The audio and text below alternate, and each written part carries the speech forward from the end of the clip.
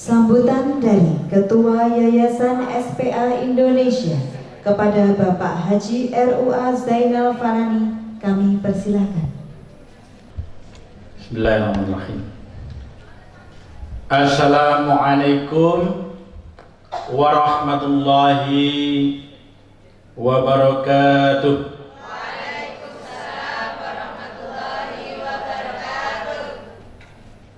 Alhamdulillahi Rabbil Alamin.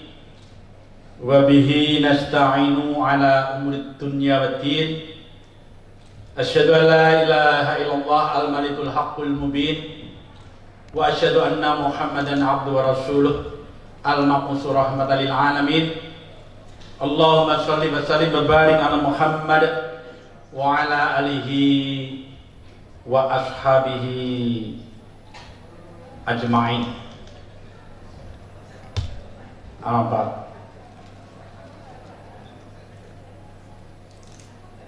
Pimpinan pengelola STPI Bina Insan Mulia beserta jajaran para dosennya,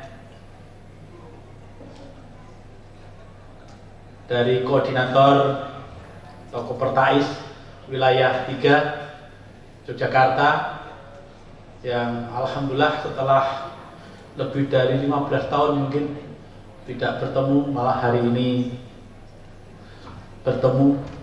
Dulu sering bertemu dalam arena acara-acara pelatihan. Alhamdulillah. Para wisudawan,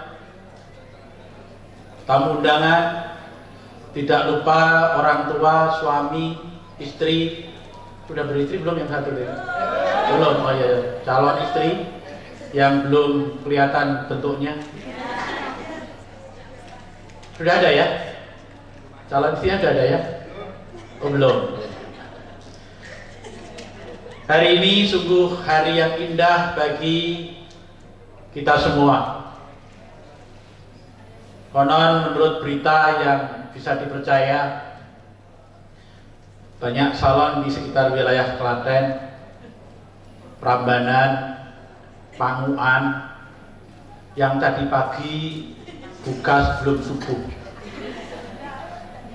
Rupanya ada rombongan orang-orang bahagia yang saat ini berkumpul di sini untuk diwisuda. Hari ini saya lihat orang-orang yang sejak tadi senyumnya mengembang di mana-mana. Hari ini wisuda. Bagi yang membiayai, hari ini wisuda. Ya. Ragate wisuda. Semuanya bahagia. Bahagia menyelesaikan belajar untuk S1-nya, lalu yang membiayai bahagia karena selesai membiayainya. Alhamdulillah. Tapi saya ingin mengingatkan pada teman-teman yang wisuda, ya, saya sebut teman-teman daripada sahabat, jangan pernah lupakan orang-orang yang mencintai Anda. Jangan pernah melupakan pengorbanan ayah, ibu, dan saya lihat tadi sebagian sudah almarhum. Jangan pernah melupakan suami Anda yang saat-saat terakhir kemarin harus sering Anda abaikan karena Anda harus menyelesaikan skripsi. Juga jangan Anda abaikan, pernah melupakan putra-putri Anda, karena boleh jadi ketika Anda kuliah, perhatian Anda kepada putra-putri Anda sedikit berkurang. Kadang dia menangis lama sekali sebelum akhirnya Anda memberi waktu untuknya. Jadi sebelum saya bicara tentang banyak hal, saya ingin ingatkan Anda, selalu kenanglah, selalu ingatlah orang-orang yang mencintai Anda. Barangkali di saat-saat Anda kuliah, atau bahkan Anda terkapar kecapean, tertidur, ada ayah ibu Anda yang diam-diam bangkit dari tidurnya, mengambil air wudhu, sholat, dan tanpa berkata apapun kepada Anda, diam-diam beliau berdoa untuk kesuksesan Anda. Bahkan ketika Anda mengalami kesulitan, dia berdoa sampai menangis, ya Allah, mudahkanlah urusan anakku. Maka hari ini saya minta Anda sejenak pejamkan mata sebentar, lalu bayangkan wajah orang-orang yang Anda cintai. Bayangkan wajah orang-orang yang sudah banyak berkorban untuk Anda. Kesuksesan Anda hari ini tidak terlepas dari pengorbanan mereka. Maka kesempatan bahagia pada hari ini, luangkan waktu sejenak supaya Anda mengerti bahwa keberhasilan Anda tidak terlepas dari pengorbanan banyak orang di sekitar Anda.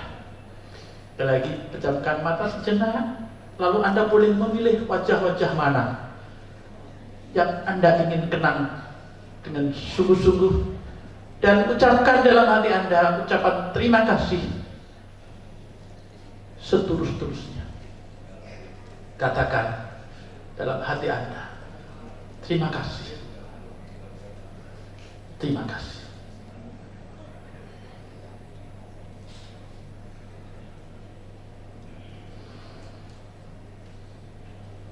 Ya, wajah-wajah itu bukan satu dua wajah.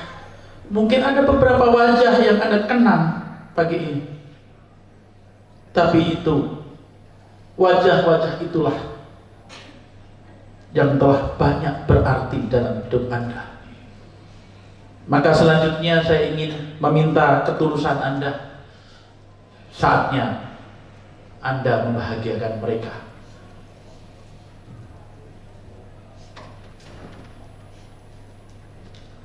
Hadirin, hadirat yang berbahagia. Ya, di dunia ini hanya ada dua profesi. Ada berapa profesi? Dua. Satu, guru. Di dunia ini hanya ada dua profesi. Satu, guru. Dan profesi kedua adalah yang bukan guru. Ada yang jadi tentara, ada yang jadi dokter, ada yang jadi macam-macam. Tetapi siapakah guru? Dan siapakah yang bukan guru? Guru adalah semua orang yang memiliki kegiatan, cita-cita untuk mencerdaskan orang lain. Punya kepribadian melimpah, di mana dia mengembangkan orang lain. Itu guru. Dia boleh dokter, dia juga boleh seorang tukang becak, dia boleh seorang dai, dia boleh apa saja. Tapi kalau dia mencerdaskan orang lain, menginspirasi orang lain, mengembangkan orang lain, dia adalah guru. Tapi ada juga yang jabatannya guru, tapi ternyata dia bukan guru. Kalau dia hanya menjual ilmu, kalau dia hanya melakukan tugas guru itu dengan seadanya saja, tanpa jiwa, tanpa ruh, apalagi tanpa cinta, bahkan dia tidak bahagia jadi guru. Naudzubillah. Hadirin yang berbahagia, saya teringat banyak keluhan. Saya tahu, saya juga guru. Saya sejak tahun 2000 jadi guru tidak tetap, GTT, di sebuah sekolah negeri Ya, masa kerja saya sudah hampir 20 tahun. Gaji saya sampai hari ini ya kalau masih di bawah UMR. 20 tahun loh. Ya, tapi tidak mengapa. Tidak mengapa. Karena saya teringat akan sebuah kisah Imam Syafi'i. Pernah dengar Imam Syafi'i? Suatu saat Imam Syafi'i didatangi oleh salah seorang jamaah pengajian beliau. Beliau minta waktu khusus dan ingin berkonsultasi secara pribadi. Lalu akhirnya ketika orang lain sudah tidak ada, lalu orang itu melaporkan persoalan hidupnya. Wahai Imam Syafi'i, wahai guruku,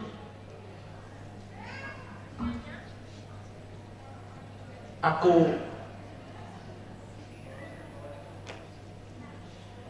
merasa galau. Kenapa hidupku ini penuh dengan kesusahan? Punya istri bukannya membuat saya senang, tapi justru menambah masalah. Kata-kata yang tidak menyenangkanku. Aku berhadapan dengan banyak sekali masalah. Kenapa hidupku penuh dengan masalah? Apa kata Imam Syafi'i? Imam Syafi'i bertanya,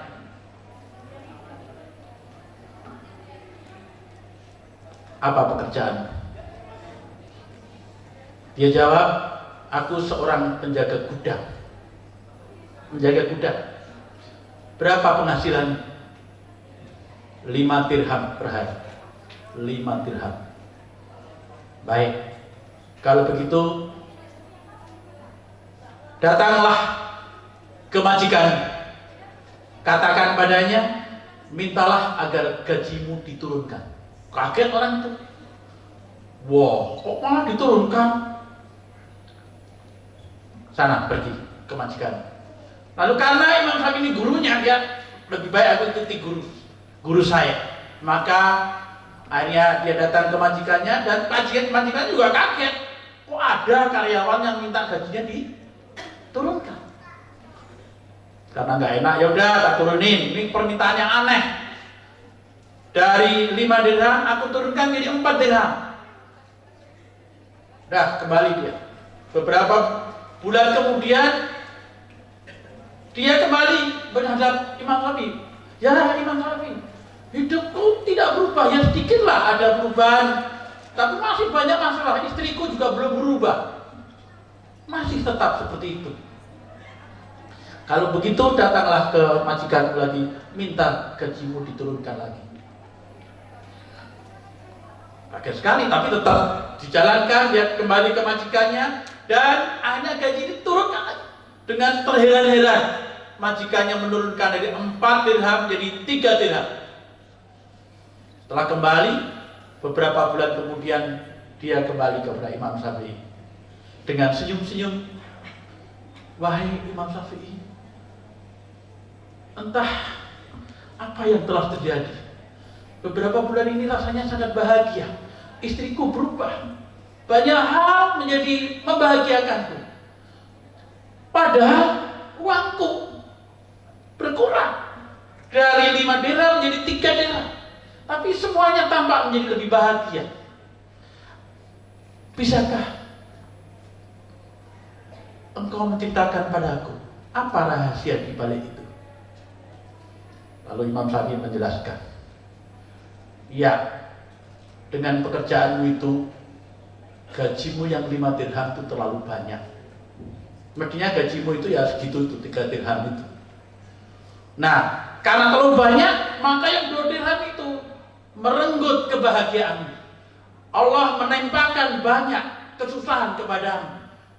Tapi dengan 3 dirham, kamu justru menjadi lebih berbahagia. Teman-teman sekalian, itu kisah di zaman Imam Syafi'i. Tapi saya ingin menambahkan, melengkapi yang belum dikisahkan. Bagaimana dengan yang mestinya digaji 10 juta, tapi nyatanya hanya menerima 300-400 ribu? Ya, kebanyakan 400 ribu. Mestinya kan digaji 10 juta ya, tapi nerimanya 300, ada yang 150, ya, ada yang lebih banyak sedikit 160. Bagaimana dengan itu? Saya yakin jawabannya adalah kalau yang Anda lakukan seharga 10 juta, tapi Anda menerima 3 juta dalam 300.000 dalam bentuk uang, maka Anda akan menerima begitu banyak kebaikan seharga 9.700.000. Dan itulah yang menjadi jawaban. Mengapa banyak guru anak-anaknya baik-baik, banyak guru yang soleh-solihah anaknya, mengapa banyak guru yang hidupnya bahagia, meskipun gajinya tidak terlalu besar, tetapi tampaknya kayak cukup. Saya sudah bertemu dengan banyak guru-guru senior, guru kelas 1 SD, saya tanya anaknya berapa Bu? 4. Anak pertama sekarang sudah kelas berapa? Walah, sudah jadi dokter Pak. Kaget aku. Guru SD kelas 1 swasta loh, sudah jadi dokter. Anak kedua, nggih dokter. Anak 3 lah niku notaris. Anak keempat dokter. Saya berpikir guru SD kelas 1 swasta gajinya piro? Itu nggih. Kok padahal faktor kedokteran bayarnya mahal kan? Iya. Ya. Lo kan bayarnya kan mangga juga niku kula kok ya saged biayai nggih. Alhamdulillah. Teman-teman sekalian. Tidak penting apakah sekecil apapun kampusnya itu ya. Tadi kan kampusnya kecil katanya. Tidak penting sekecil apapun kampusnya. Yang penting cita-cita Anda tinggi. Bahkan lebih tinggi sehingga bisa menyentuh langit. Tidak penting sekecil apapun kampusnya, tapi pengabdian Anda tinggi. Kenapa? Karena Anda punya dosen-dosen yang tinggi.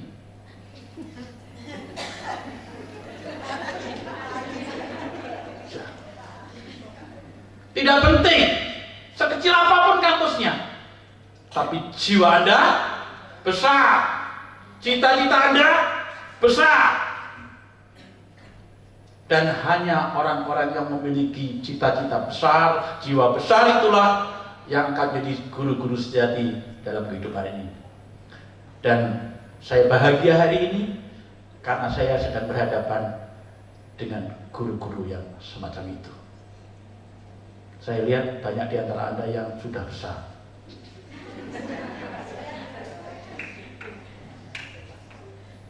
Tapi saya melihat dari aura Anda, bukan sekedar tubuh Anda, besarnya cita-cita Anda untuk menjadi pendidik bangsa, besarnya komitmen Anda untuk menjadi guru-guru yang meletakkan landasan terbaik bagi generasi yang akan datang. Besarnya keikhlasan Anda untuk menjadi pendidik-pendidik sejati, mendidik dengan cinta, mendidik dengan bahagia. Ada seorang CEO terkenal mengatakan, lakukan pekerjaan Anda dengan bahagia, insya Allah sukses. Jangan terbalik. Saya akan bahagia kalau sukses. Telat. Nanti kalau Anda sukses baru bahagia. Hari ini sukses, besok meninggal, maka bahagia Anda hanya sebentar. Tapi setiap kali Anda melakukan tugas Anda dengan bahagia, maka insya Allah sukses. Saya gembira hari ini dibacakan ayat tadi oleh Korek ya, yang menurut saya ini, saya belum tahu apa ayat yang dibacakan. Tadi dibacakan ayatnya pas. Man amila sholihan min dzakarin aw unsa wa huwa mu'minun falanuhyiyanahu hayatan thayyibah. Ayat itu. Ya, luar biasa. Siapa yang beramal soleh, melakukan tugas-tugasnya dengan sangat baik, bahwa mukmin, dan dia seorang yang melakukan itu dengan landasan iman, falanuhyiyanahu hayatan thayyibah, maka ini ada apa ya, lam pendeknya gitu yang artinya pasti gitu, niscaya. Apa itu? Allah akan memberikan kehidupan yang baik. Mohon maaf, jangan Anda tafsirkan kata kehidupan yang baik itu punya rumah banyak, punya mobil banyak, punya harta banyak, punya perhiasan banyak, punya anak banyak, punya suami satu aja ya cukuplah ya. Nah, kehidupan yang baik adalah hidup yang membawa rasa bangga bahagia bahwa hidupku berarti, hidupku penuh dengan makna.